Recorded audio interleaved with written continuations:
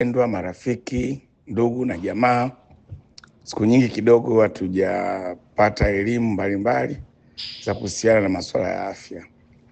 Leo nataka niongelee kifupi tu juu ya matumizi ya dawa, na hasa dawa ambazo zinagusa pressure, moyo, sukari. Hizi dawa jamani, mnavyokunywa siku zote, hizi dawa ni sumu.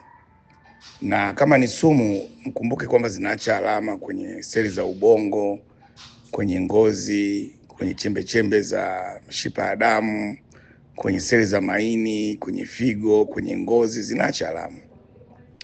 Kwa hiyo ni vizuri sana kila mgonjwa anayetumia hizi dawa asitumie dawa kama pipi au kama ni utamaduni.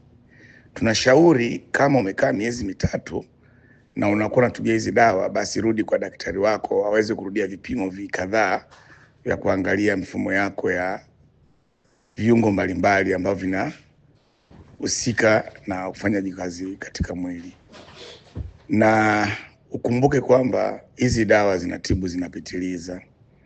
Ulikuwa na sukari inasoma 30, ukatumia, basi zikarudi zikawa kawaida. Ukiendelea kutumia dawa kwenye dozi kubwa, hivyo siku sukari itabaki 2 au 0 na unaweza ukafa usingizini.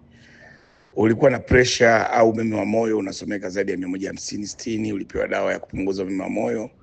Imefika miezi mitatu, rudi kwa daktari wako aweze kuangalia tena vipimo, aweze kushauri ili uweze kuendelea na tiba. Nia na makusudi nawaambia wagonjwa, ukiona umepewa dawa nyingi sana, basi amini kwamba unaumwa sana. Na ukiona dawa zinapungua kutoka 10, 8, 5, 2, 1, basi amini unaendelea vizuri.